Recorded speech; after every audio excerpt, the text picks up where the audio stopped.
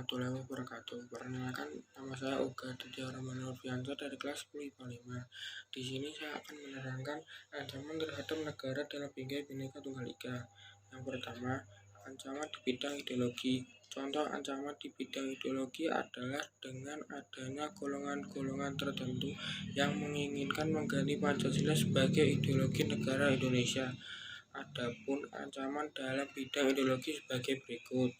A. Masuknya paham komunisme.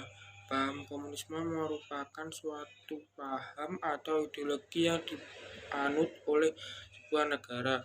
Paham komunis ini bisa menjadi salah satu ancaman karena memang tidak sesuai dengan ideologi dan prinsip Pancasila. B. Masuknya ideologi liberalisme. Paham atau ideologi liberalisme adalah suatu indisi atau pandangan yang melaksanakan bahwa dan kebebasan persamaan umum setiap individu dari sebuah negara adalah hal yang mutlak di dalam politik. Yang kedua, ancaman di bidang politik. Ancaman integrasi nasional dalam bidang politik adalah setiap usaha dan kegiatan baik dalam negeri maupun luar negeri. Berikut contoh ancaman di bidang politik yang pernah terjadi di Indonesia. Yang pertama, politik oligarki. Politik oligarki adalah bentuk pemerintahan berikut sistem yang kekuasaan pelaksanaannya secara efektif dipegang oleh satu kelompok ataupun golongan masyarakat.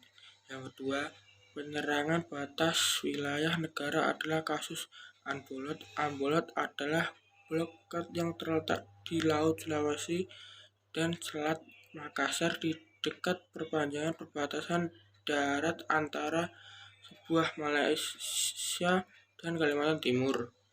3. Ancaman di bidang ekonomi. Ekonomi merupakan aspek atau bidang yang penting pada sebuah negara. Tanpa adanya ekonomi, maka tidak akan disebut sebagai negara. Ancaman berdimensi ekonomi berbagai menjadi terkenal dan menjadi internal dan eksternal. A.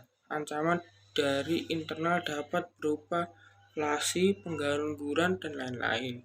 B. Ancaman dari eksternal dapat berbentuk kinerja ekonomi yang baik, daya saing mudah.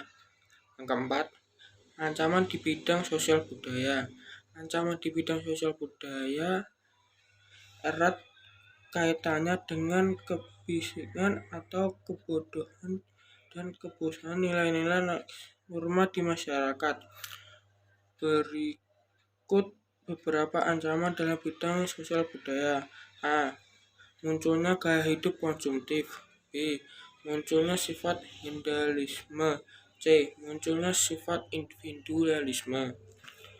Yang kelima, ancaman di bidang pertahanan dan keamanan. Ancaman di bidang pertahanan dan keamanan. Di bidang pertahanan dan keamanan negara, kemajuan iptek sangat memengaruhi pola dan bentuk keamanan. Berikut contoh kasus mengenai ancaman terhadap di bidang pertahanan dan keamanan. Persangkutan antara Indonesia dengan Malaysia. Mencatat pada tahun 1967 ketika dalam pertemuan tentang hukum laut antara kedua negara. Partisipasi masyarakat dapat mengatasi ancaman terhadap integrasi nasional. Partisipasi berarti turut berperan dalam suatu negara. Berpartisipasi dalam mengatasi ancaman artinya turut serta atau terlibat dalam kegiatan yang dapat menjaga keutuhan wilayah bangsa Indonesia. Adapun upaya yang dapat dilakukan dalam membangun integrasi nasional. Pertama, membangun dan menghidupkan terus komitmen. Yang kedua, menciptakan kondisi dan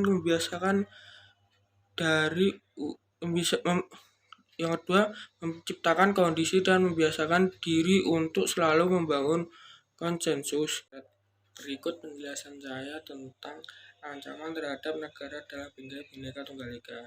Apabila ada salah kata, saya meminta maaf. Wassalamualaikum warahmatullahi wabarakatuh.